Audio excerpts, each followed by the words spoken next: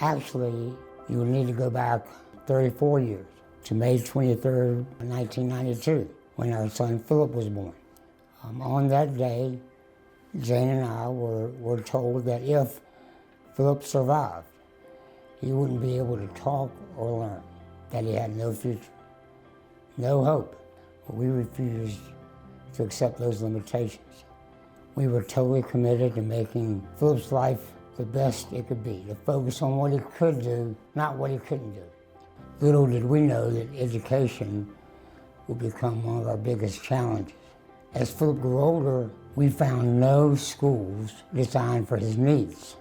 But Philip didn't need to learn algebra or a foreign language. Philip needed to learn life skills that would help prepare him for getting a job, living independent, and making friends. Life skills we all take for granted, like how to tell time, count money, catch a bus.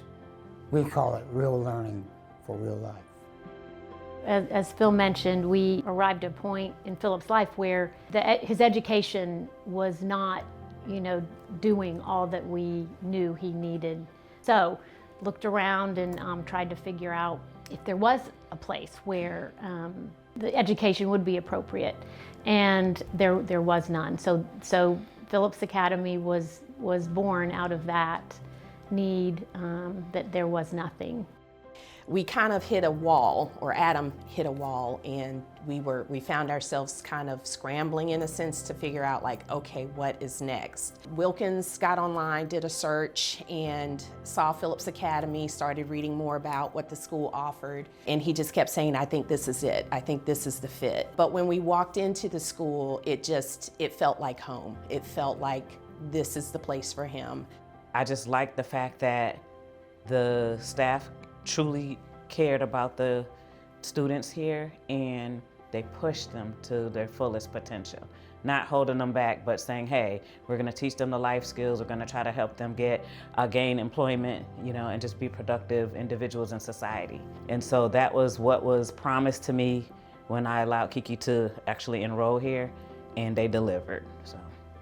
They're pushing them towards that next step. And pushing us. Pushing us to push them towards that next step as well. To think about it. That's one key thing there. It's not a parking lot. They're here to grow your child. So. It is a very long journey that we are on. It can be heartbreaking, it can be difficult. We come here and now all of a sudden, just like the students, they're with their peers, we're with our peers.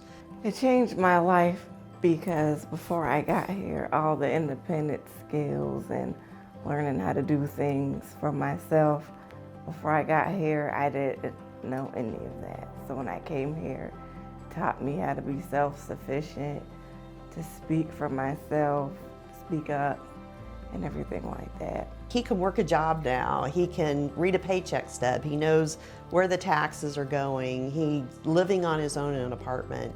All of those, it became a partnership between us and the school.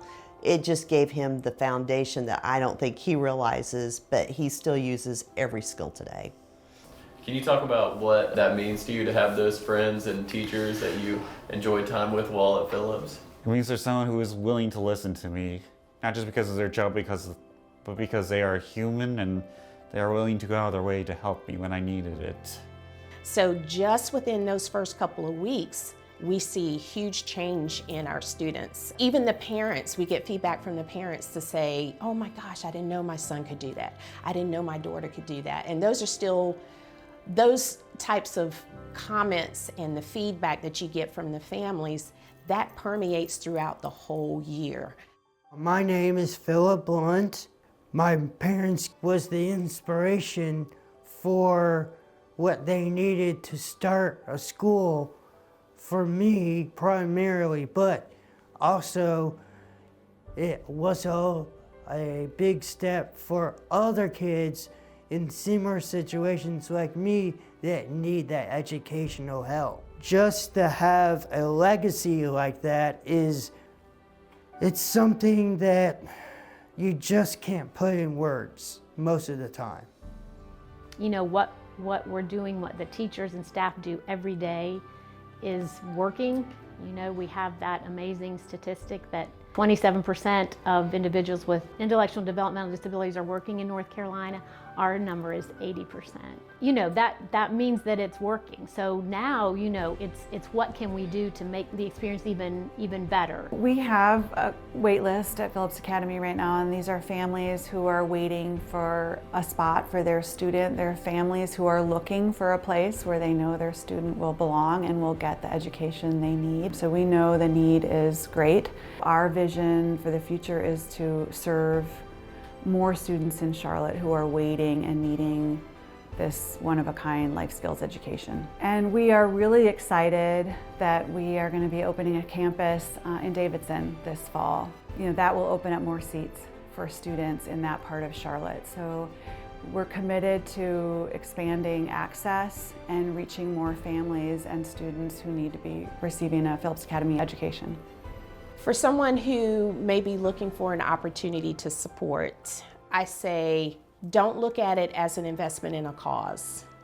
Look at it as an investment in people. These are some of the most beautiful people on the planet.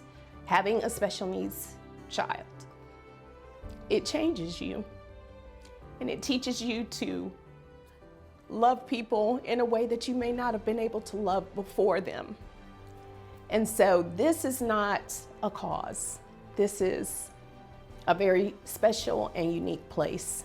I tell people when you're having a bad day, come with me, come walk down the halls of Phillips Academy, and you can feel the love. You can feel the joy and the happiness and the smiles. That's because they have hope. That's what the school has been about for 20 years. That's what it will be about for the next 20 years, and the next 20 years, and the next 20 years, providing hope.